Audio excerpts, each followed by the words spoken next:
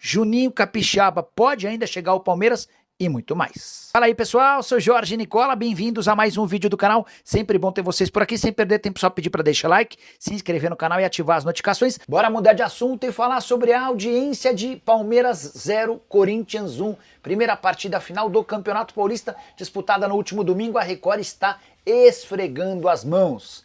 É que a emissora paulista teve quase 23 pontos de média, contra 11 da TV Globo. Dá para dizer que a Record deitou e rolou na concorrente com o futebol. A audiência foi tão grande que chegaram a ter picos de 26 pontos. Detalhe importante, a permanência na primeira posição do ranking de audiência para a Record se manteve mesmo depois do futebol. Das 18 até a meia-noite, a Record liderou o horário, algo inimaginável se não fosse pelo futebol, o que mostra que o Campeonato Paulista vai muito bem, obrigado, especialmente nessa reta final.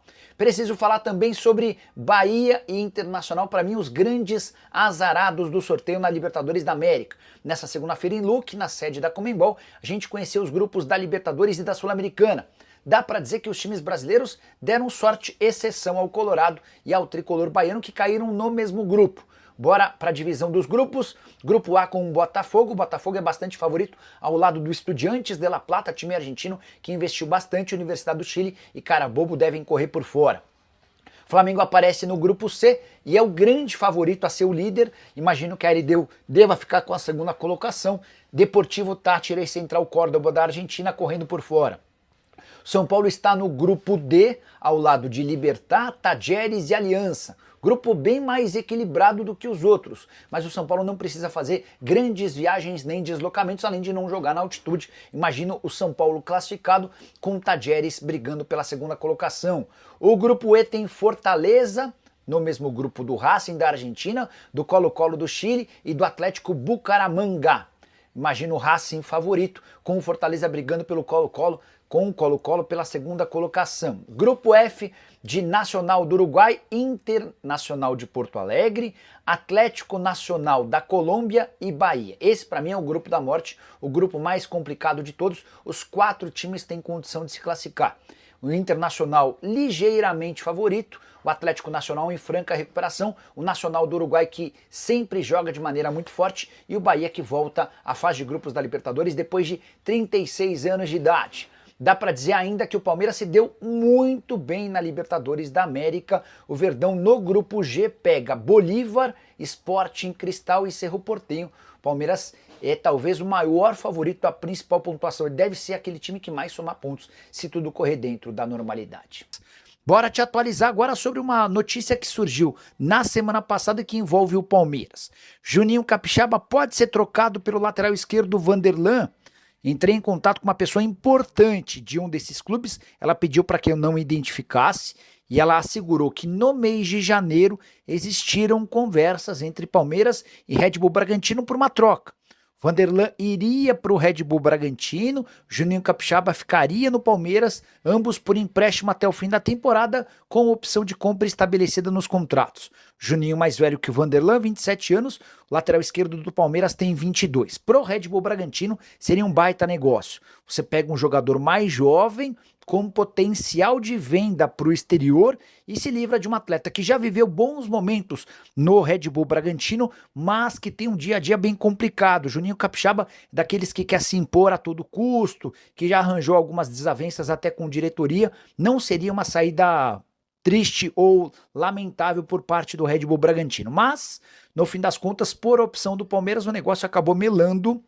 E já nem se fala sobre essa alternativa há algumas semanas, acordo que não tem mais chance de acontecer. Red Bull Bragantino e Palmeiras têm feito uma série de negociações. O John foi comprado do Red Bull Bragantino pelo Red Bull Bragantino junto ao Palmeiras e vai muito bem ao camisa 10, mas recentemente o Fabinho foi adquirido em definitivo pelo Red Bull junto ao Palmeiras, 2,5 milhões de euros por 50%, enquanto o Palmeiras comprou Lucas Evangelista do Red Bull por 4 milhões de euros. Deixa eu falar sobre o Naves, né? O Naves é um jogador que foi formado, cria da academia. É um zagueiro muito bom, é um zagueiro que até estava na frente do Vitor Reis, só que o Vitor Reis é um extra classe, surgiu muito rápido, ganhou espaço, foi vendido para o Manchester City por mais de 30 milhões de euros, 37 milhões de euros, né? Foi uma venda absurda, né? Tá jogando lá, tá no City muito bem. O Naves, naturalmente, seria a vez dele agora nessa temporada de 2025. O Abel Ferreira tinha dado uma letra, tinha dado todos os indícios que iria utilizar o zagueiro nessa função, ia dar oportunidades. Só que aí surge o Benedetti, que é outro zagueiro também cria da academia, teve mais oportunidades. E o Abel, numa entrevista, disse, olha, dá mais oportunidades para o Naves e tal, e isso acabou não se concretizando. Naturalmente, o zagueiro, o Naves, ele acabou ficando chateado, ficou, né, um pouco incomodado com isso, de não ter oportunidades, e aí começaram a surgir algumas sondagens, né?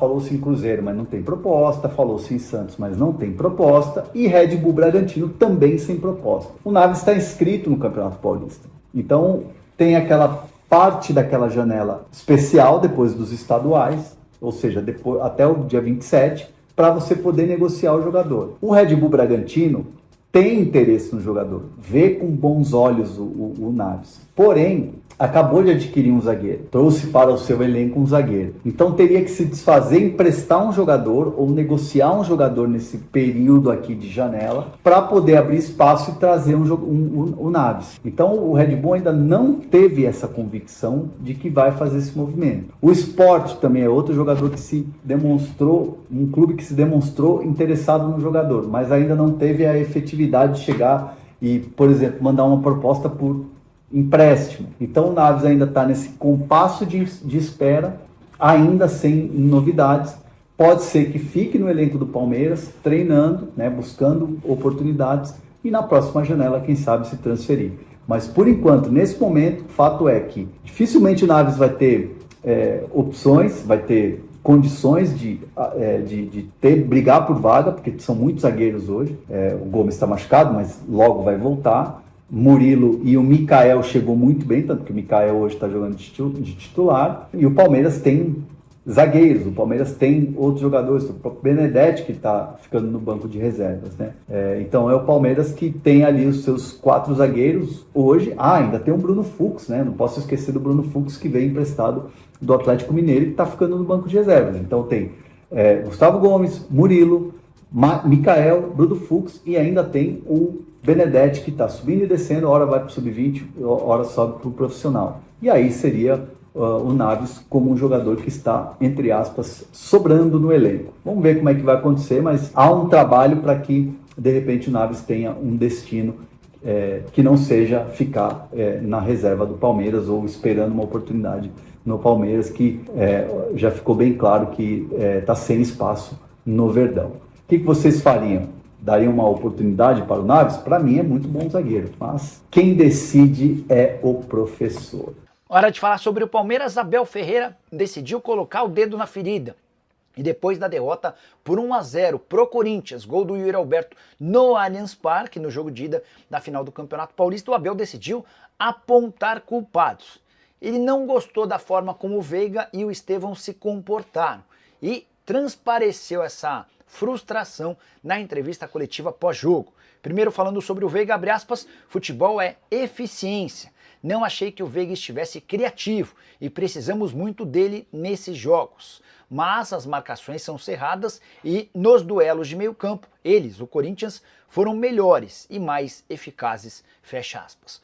Sobre o Estevão, a treta se deu porque o gol do Corinthians nasce de um contra-ataque de uma bola perdida pelo Estevão.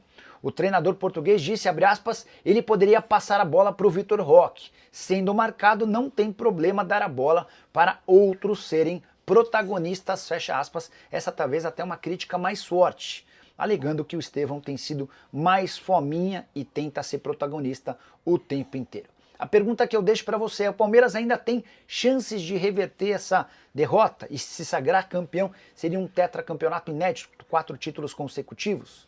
O Palmeiras perdeu as últimas 3 finais de Campeonato Paulista, mas todas fora de casa, conseguindo a reviravolta como mandante. Dessa vez, a reviravolta vai precisar acontecer na Neoquímica Arena, jogo marcado apenas para 27 de março. Hora de falar sobre a pressão no Palmeiras. Verdão amanheceu nesta terça-feira com muros pichados em sua sede social. Isso tudo é reflexo da derrota em casa para o Corinthians 1-0 na primeira partida final do Campeonato Paulista. O Palmeiras vai precisar vencer por 2 gols de diferença na Neoquímica Arena para se sagrar campeão ou por 1 gol de diferença para levar a decisão para pênaltis. Os muros da sede social do Palmeiras apresentavam os seguintes dizeres: agora é guerra, 100% Felipão e porco campeão. Os funcionários do Palmeiras trataram de apagar todas essas pichações a partir das 7 horas da manhã.